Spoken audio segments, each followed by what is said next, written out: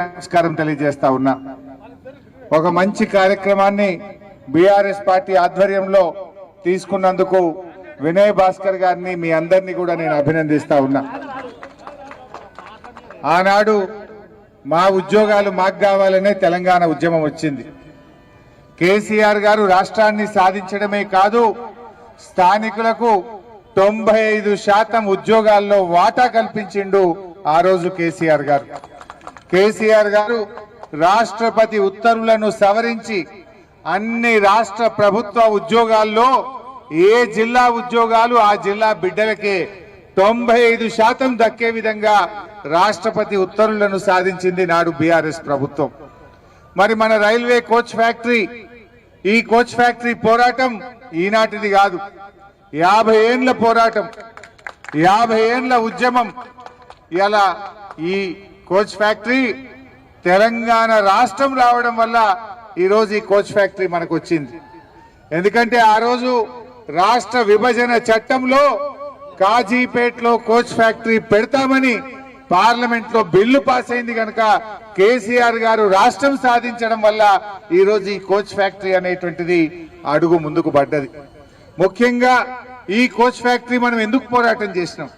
ఈ ప్రాంతంలో అభివృద్ధి రావాలని, ఈ ప్రాంతంలో ఉద్యోగాలు రావాలని, ఈ ప్రాంతంలో ఆటో డ్రైవర్లకు, టాక్సీ డ్రైవర్లకు, చిరు వ్యాపారులకు ఉపాధి దొరకాలని కదా మనం కోచ్ ఫ్యాక్టరీ కావాలన్నది. 50 ఏండ్ల తర్వాత ఇవాళ కోచ్ ఫ్యాక్టరీ వస్తే ఇవాళ స్థానికులకు ఉద్యోగాలు లేవని ఈ బీజేపీ ప్రభుత్వం మనకు అన్యాయం చేస్తా ఉంది.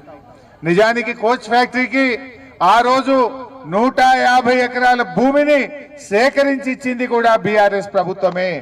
ఆ 150 ఎకరాలు దేవాదాయ శాఖ భూములుంటే హైకోర్టు పర్మిషన్ తీసుకొని దేవాదాయ శాఖకు డబ్బులు చెల్లించి ఈ కోచ్ ఫ్యాక్టరీకి భూములు ఇచ్చింది బీఆర్ఎస్ ప్రభుత్వం.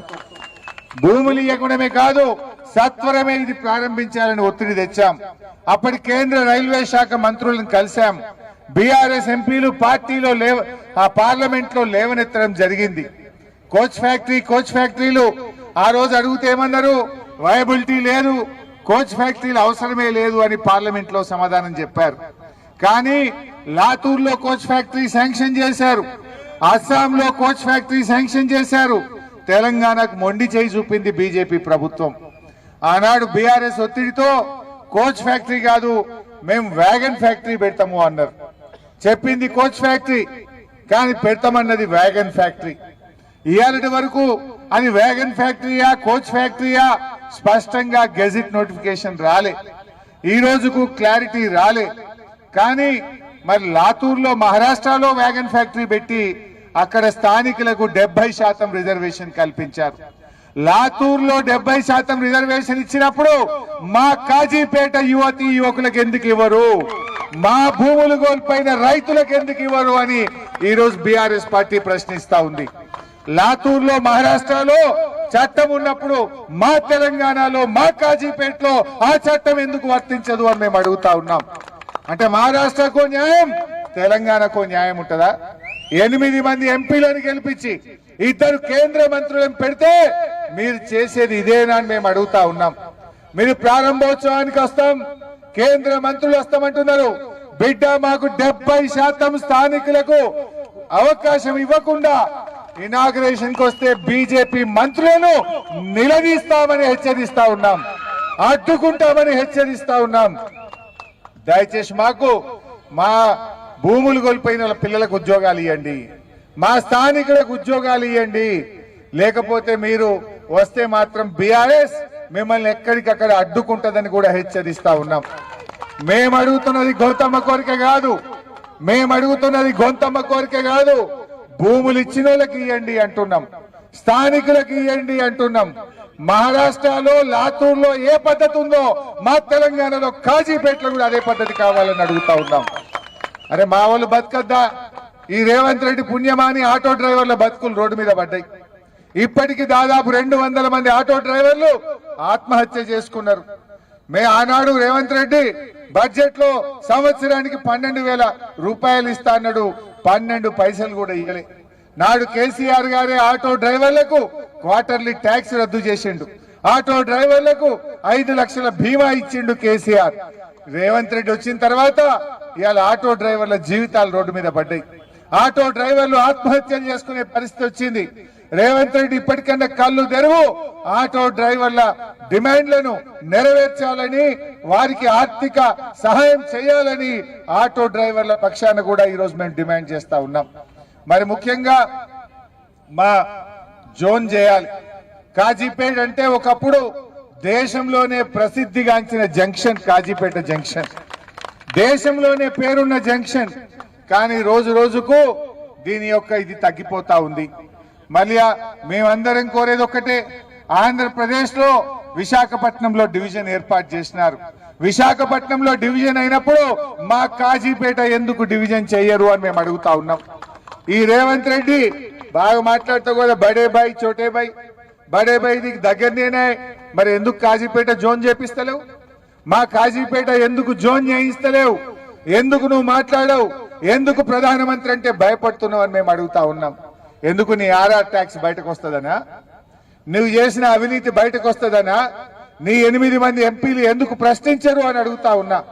ఢిల్లీకి పోయినప్పుడల్లా కలుస్తున్నావు అశ్విని వైష్ణవ్ను, మరి మాకు రైల్వే జోన్ కావాలి మా కాజీపేట కని ఎందుకు అడగడు రేవంత్ రెడ్డి అని అడుగుతా ఉన్నా.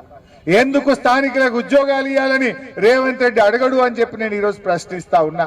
ఇక్కడ ఎంపీగా గెలిచిన కావ్య గారు, ఇక్కడ గెలిచిన 8 మంది కాంగ్రెస్ ఎంపీలు, 8 మంది బీజేపీ ఎంపీలు ఎందుకు పార్లమెంట్ స్తంభింపజేయరు అని నేను అడుగుతా ఉన్నా.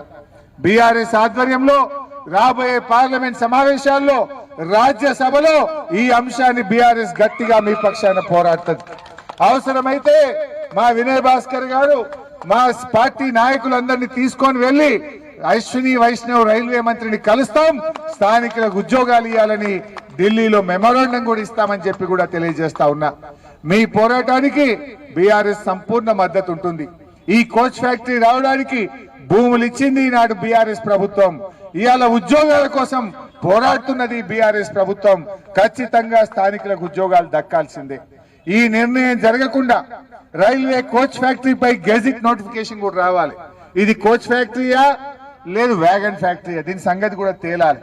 ఇది కోచ్ ఫ్యాక్టరీ అని గెజిట్ నోటిఫికేషన్ ఇవ్వండి.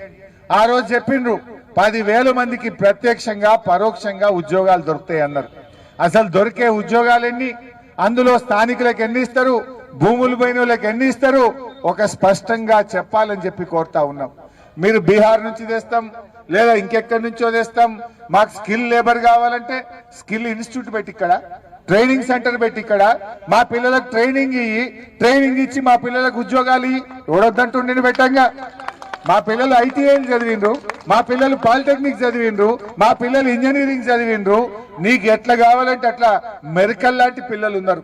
మా తెలంగాణ పిల్లలు ప్రపంచమంతా పనిచేస్తున్నారు. అమెరికాలో, యూరోప్ లో, లండన్ లో ఎక్కడ చూసినా తెలంగాణ పిల్లలే ఉన్నారు. ఇక్కడ మాత్రం మా పిల్లలు వెనక్కిరారా? ఇంటికి బీహార్కి వెళ్ళి తెస్తావు. నీకు ట్రైనింగ్ ఎట్లా కావాలంటే అట్లా ట్రైనింగ్ ఇయ్యను. మా పిల్లల్ని రిక్రూట్ చేయి, ట్రైనింగ్ ఇచ్చి ఉద్యోగాలు. లాతూర్లో ట్రైనింగ్ సెంటర్ పెట్టినావు కదా, లాతూర్లో ఉద్యోగాలు.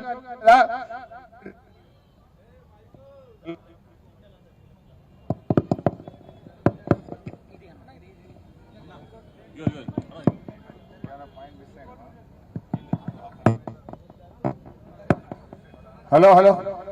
సో ఈరోజు మహారాష్ట్ర అక్కడ బీజేపీ ప్రభుత్వం ఉంది. మరి ఇక్కడ కూడా బండి సంజయ్ కేంద్ర మంత్రి ఉన్నాడు, ఇక్కడ కూడా కిషన్ రెడ్డి గారు కేంద్ర మంత్రి ఉన్నారు. మరి ఇద్దరు కేంద్ర మంత్రులుండి ఏం లాభం? మీరు ఇద్దరు కేంద్ర మంత్రులుండి ఇవి వచ్చిందే ఒక కోచ్ ఫ్యాక్టరీ, మా బయ్యారం ఉక్కు ఫ్యాక్టరీ అయితే రాలే. కనీసం ఇక్కడైనా స్థానికులకు ఉద్యోగాలు ఇవ్వాలి. లేకపోతే ఎందుకు ఇది నాల్కగిరికోవడానిక? ఈ కోచ్ ఫ్యాక్టరీ పేరిట మాకొక్క ఉద్యోగం రాకపోతే మా పిల్లలకి ఏం లాభము? మా కాజీపేటకు, మా వరంగల్కి జరిగేదేంది? ఇవాళ మా ఉపాధి రావాలనే కదా 50 ఏళ్ల కేసం కొట్టాడింది. మా పిల్లలకు ఉద్యోగాలు వస్తాయని కదా భూములు ఇచ్చింది. మరి భూములు ఇచ్చిన దానికి మా పిల్లలకు ఉద్యోగాలు రావాలి కదా. అందువల్ల కిషన్ రెడ్డి గారు, బండి సంజయ్ గారు ప్రత్యేకమైన చొరవ చూపి దీని మీద లాతూర్ తరహాలో, మహారాష్ట్ర తరహాలో మా పిల్లలకి ఇక్కడ రిజర్వేషన్ కల్పించాలని, స్థానికులకు ఉద్యోగాలు కల్పించాలని డిమాండ్ చేస్తున్నాం. జై తెలంగాణ. అన్న ఇప్పుడు భూ నిర్వాసితులు అయోధ్యపురం నుంచి సుధాకర్ గారు, జరిపోతుల కుమారస్వామి గారు